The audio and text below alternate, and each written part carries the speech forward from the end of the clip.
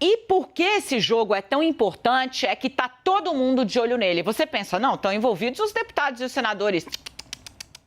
Nananina, não. Estão envolvidos os ministros do Supremo Tribunal Federal, de olho enorme em cima do que vai acontecer, em especial no Senado. Vamos fazer um leve retrospecto aqui, enquanto você chama todo mundo para assistir o 360, que tem, como sempre, você sabe, muito bastidor à sua disposição.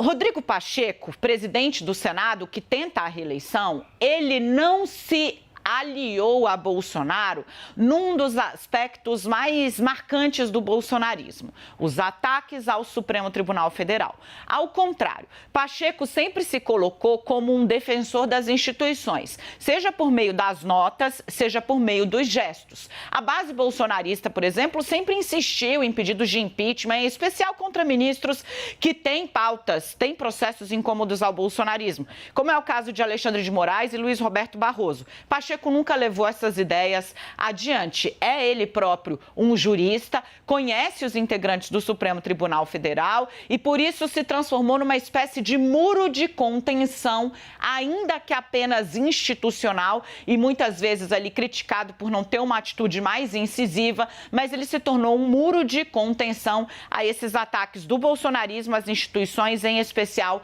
ao Supremo Tribunal Federal.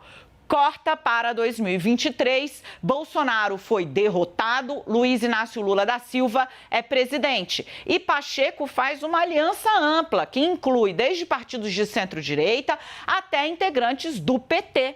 Por exemplo, para quê? Para fazer a sua campanha à reeleição. O bolsonarismo, numa espécie de terceiro turno, lança o nome de Rogério Marinho. E você vem acompanhando aqui no 360, desde o dia 1 a gente te falou, olha, essa campanha do Marinho está começando muito forte nas redes sociais, com uma série de ataques a Rodrigo Pacheco. Também tem uma série de pedidos ali de por que você deveria endossar a candidatura de Rogério Marinho. E uma das pautas é justamente o ataque ao Supremo Tribunal Federal, de que Marinho daria vazão às investigações contra ministros do Supremo, a pedidos de impeachment de ministros do Supremo Tribunal Federal. Isso fez com que a corte olhasse e falasse, bom, está ganhando corpo, estão dizendo que ele vai ganhar voto, vamos acompanhar isso aqui de perto. E Rogério Marinho está tentando diminuir a desconfiança do Supremo em relação a ele. Como? Breve retrospecto. Rogério Marinho foi eleito deputado pelo PSDB do Rio Grande do Norte. Isso, ele pauta a sua atuação no governo Michel Temer pela aprovação da reforma trabalhista. Aí Rogério Marinho deixa o PSDB, vai para a base de Bolsonaro, quando se torna, primeiro, assessor de Guedes especial para assuntos de previdência, depois ganha um ministério. Se elege senador e vira o nome do bolsonarismo. O que Marinho viu? A resistência das instituições ao nome dele. E aí ele entrou em campo. Primeiro pediu para que aliados fossem falar com ministros do Supremo Tribunal Federal. Que tipo de aliados?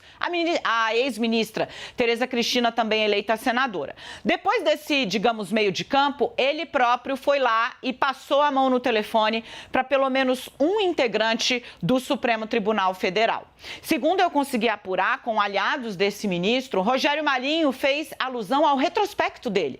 Ele falou, ministro, o senhor me conhece, eu já fui deputado, eu, quando ministro, despachei com vocês, eu sempre fui um defensor da democracia, disse Marinho a esse integrante do Supremo Tribunal Federal. Eu jamais patrocinarei ataques ao Supremo, às instituições ou aos ministros. Eu tenho um compromisso com a democracia. O senhor me conhece. Esse ministro ouviu, falou, tudo bem, né, Marinho, tem essa pauta toda, e ele disse, eu estou dissociado, o que eu vou é defender um Senado independente, mas eu não vou patrocinar ataques às instituições.